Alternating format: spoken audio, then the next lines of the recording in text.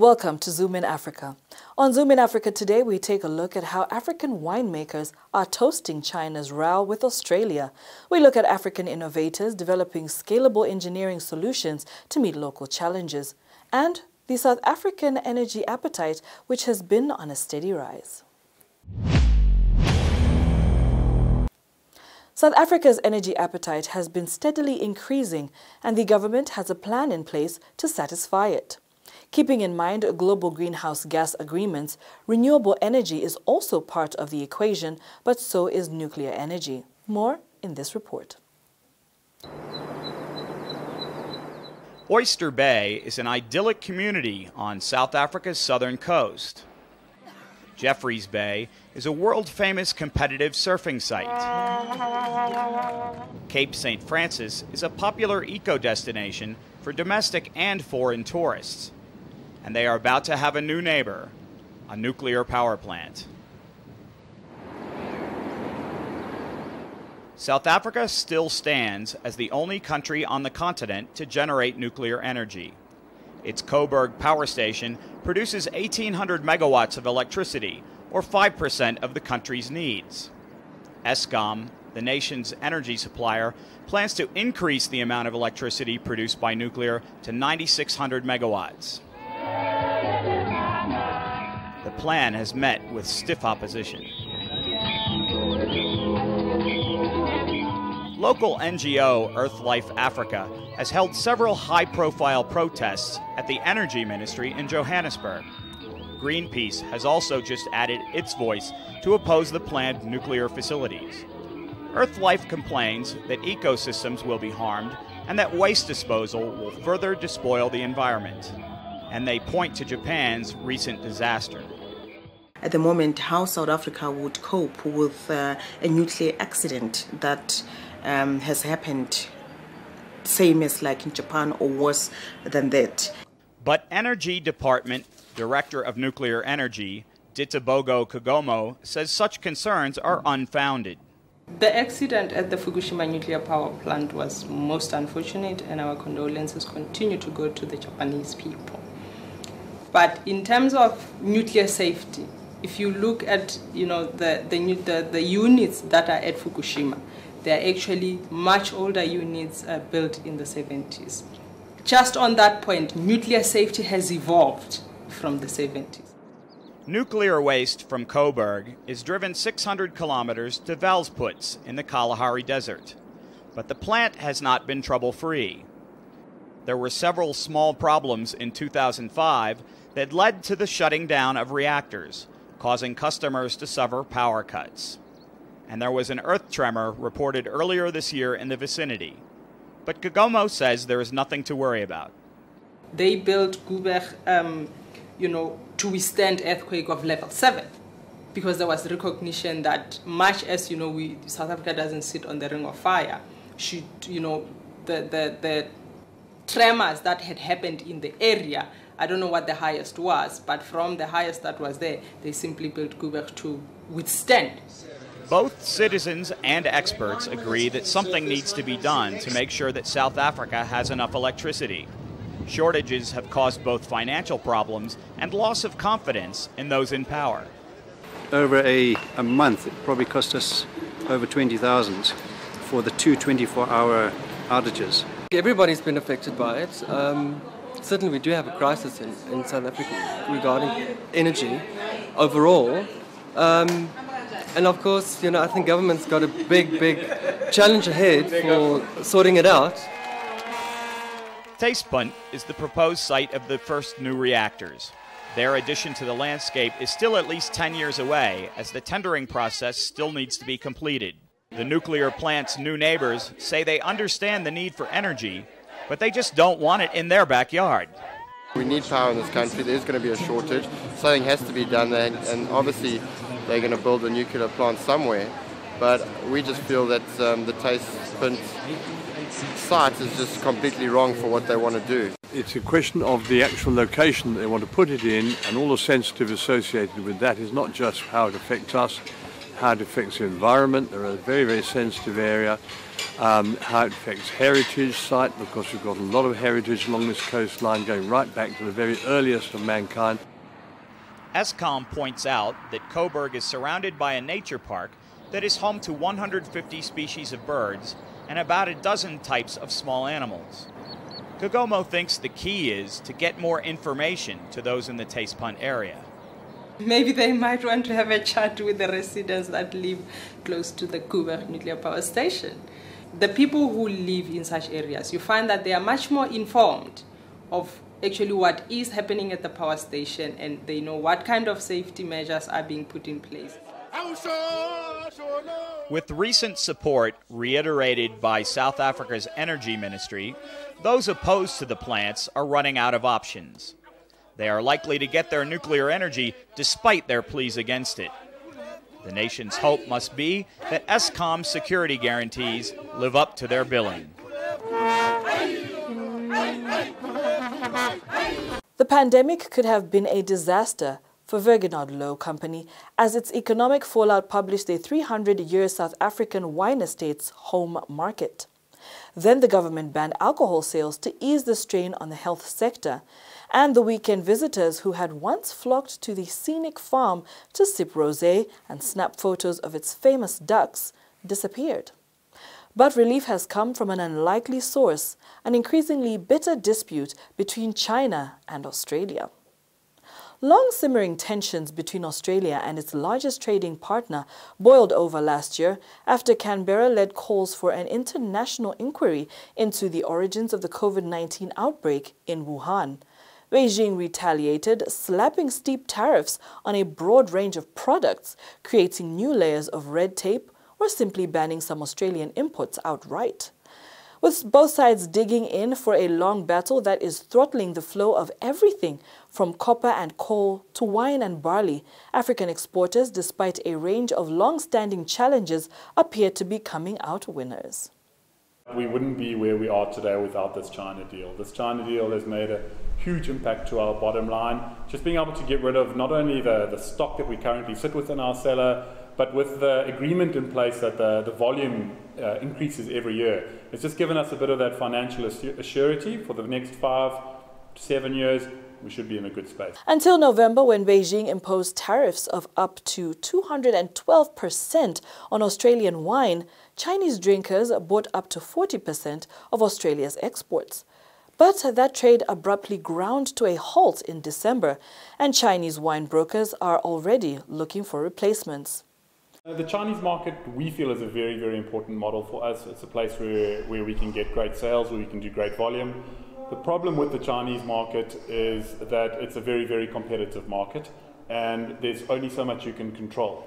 So as much as we have contracts in place to do good volumes, if you're not working with the right agency and you're not working with the right people, a lot of those volumes are sometimes not reached. Exports of South African wine to China have jumped 50% in just the last 3 months, according to trade body Wines of South Africa. Other African sectors are also getting a boost. China's miners have spent the past decades ramping up projects in Africa to safeguard the flow of raw materials to the manufacturing juggernaut. Those investments are now paying off, and African producer countries are pocketing the royalties. However, the Chinese market presents a range of obstacles, from language barriers and inscrutable bureaucracy to tailoring market to its unique social media ecosystem. And a lack of trade deals between Africa and China means some African products could face an uphill fight. South Africa's Standard Bank, partly owned by China's ICBC, has sought to level that playing field, using online platforms and events to boost its African customers' exports by matching them with Chinese buyers. Something unique to the table, despite the fact that we've got world-class quality wines. We've got great value wines, if you look at value for quality. But also, you know, South Africa's got a unique geographical location. Africa is an interesting place, and the Chinese are very interested and inquisitive about the African continent. So there's definitely an opportunity for us to sort of double down on that competitive advantage. But, as I said earlier, we've got strong competition in the rest of the world. We've still got a 17% tariff that we're working with, unfortunately, and we're competing against other markets that have free trade agreements in place with China. So there is... Those efforts, however, now face challenges unique to the pandemic, including a shipping squeeze that has sparked a bidding war for container space. Still, wine is one African export that Bank considers a good bet. We now take a break. You're still watching Zoom in Africa. We have more when we come back.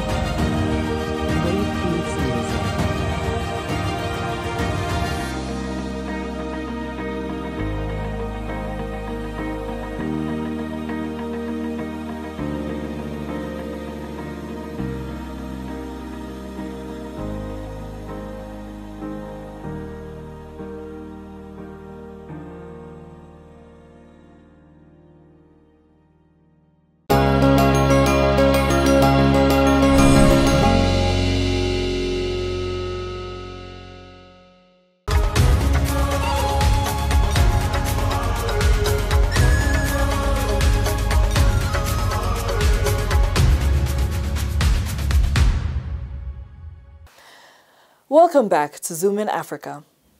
On the top contenders for the prize is Nigeria's national Yusuf Bilesami and his team at the UK's Loughborough University. They set up Shifa Technologies in response to the COVID-19 pandemic. In less than a year, they have developed the Shivent, a low-cost, non-electric and non-invasive ventilator. Its simple design enables it to be operated by non-specialist healthcare workers in remote parts of the world, including some parts of Africa. So here's the Shivent, and the way it works is we have oxygen supplied into our venturi. The venturi blends air with oxygen, and then that goes through the expiration pipe. The patient inhales and then exhales into the expiration pipe, which then goes back into the bubbler. And that's, you can see that creates pressure. That pressure, of course, then enables, keeps the airways open, as well as reduces the work of breathing of the patient. The Shivent utilizes a specially designed bottle with 3D printed components and plastic jar, along with ventilator-sized tubing and face masks, available off the shelf at a cost of less than $100 US. Although the selling price of the device is yet to be determined, it will cost only a fraction of the cost of the average $2,000 price of regular bubble continuous positive airway pressure CPAPs. The device can be plugged into existing oxygen supply channels in hospitals, making it suitable for low-resource settings. Using the principles of bubble continuous positive airway pressure CPAPs, the Shivent blends air with a high-flow oxygen supply using a Venturi-type air blender and delivers this to a patient still able to breathe by themselves. The patient exhales into a water column, with the bubbles creating back-end pressure that keeps the airway open for gas exchange and maintaining lung volumes throughout the respiratory cycle. This is critical to the survival of patients experiencing respiratory distress. There's a significant demand for oxygen supply globally. And when you have a system that requires less oxygen, it makes it much more efficient for hospitals to run. For example, in Lagos, there's a demand of 15 LPM of oxygen, and that requires about 300 cylinders on a daily basis. Right? With our systems, we can go as low as 5 LPM, which reduces that cost to as low as 100 cylinders of oxygen in contrast to 300. Shifa has tested the system in hospitals in Lagos, and Bilesami says the system, much of which is currently 3D printed by the company, could be scaled up quickly by a future commercial partner, which Shifa is actively seeking. The Africa Prize 2021 shortlist represents 9 countries, including for the first time Côte d'Ivoire and Senegal. 6 of the 16-strong shortlists are female innovators, including Faith Adesemowo, also from Nigeria. Adesemowo has developed Social Lender, a digital financial service solution that provides immediate access to formal financial services to those with little to no traditional access to banks. One of the other distinctive features about the Shivent is that we've assembled easily accessible parts, such as the bubbler here. This bubbler can be found in any market across the world. The unique things we've built are the venturis, the bubbler cap, and the nose mask. Social Lender partners with various financial service providers to offer facilities based on social reputation scoring. It uses a proprietary algorithm to perform a social audit of users based on their mobile, social media, and other online activity, allowing them to access credit and saving facilities and other services from banks. The process takes 10 minutes and will collate a user's social profile and network, with members of their network able to stand as guarantor for their activities. Social Lender ambassadors visit communities whose members do not have smartphones and manually perform the social audit. More than 50% of Africans lack access to formal financial services.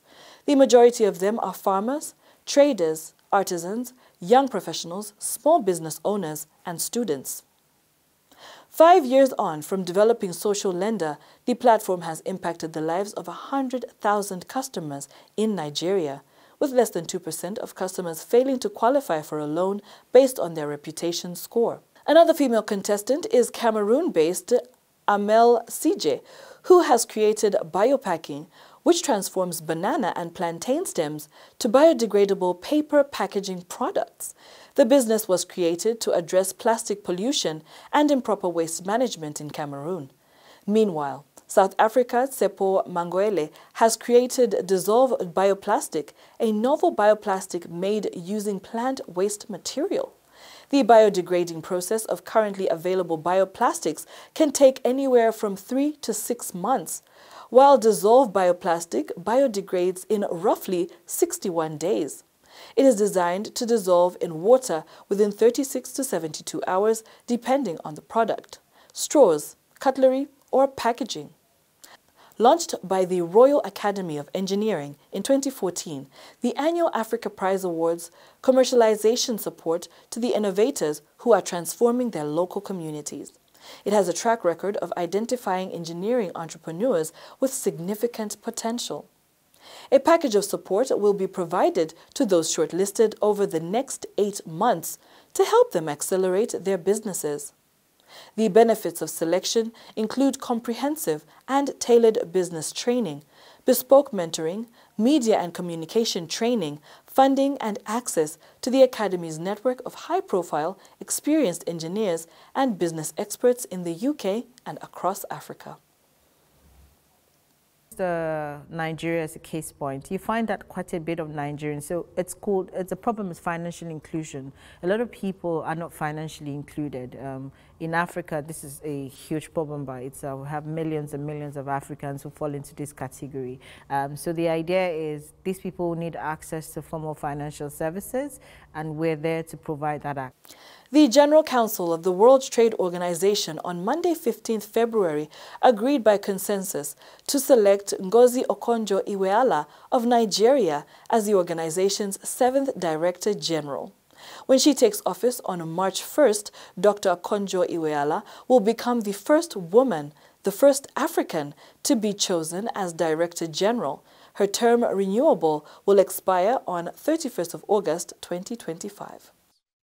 I, as General Council Chair, supported by the facilitators, thereby recommend formally that the General Council agree to appoint Dr. Ngozi Okonjo-Iweala of Nigeria as the next Director General of the WTO, starting on 1st of March 2021 until 31st August 2025.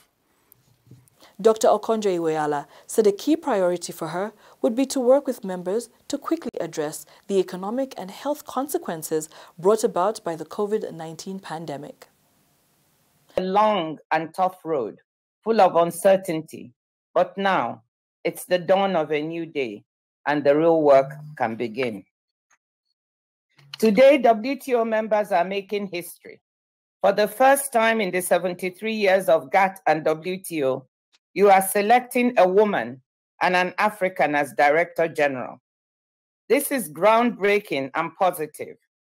I'm grateful for the trust you have in me, not just as a woman and an African, but also in my knowledge, experience, and as some of you have said, courage and passion to work with you to undertake the wide-ranging reforms the WTO needs to reposition itself for the future. The General Council decision follows months of uncertainty, which arose when the United States initially refused to join the consensus around Dr. Okonjo-Iweala and threw its support behind Trade Minister Yoo Myung-hee of the Republic of Korea.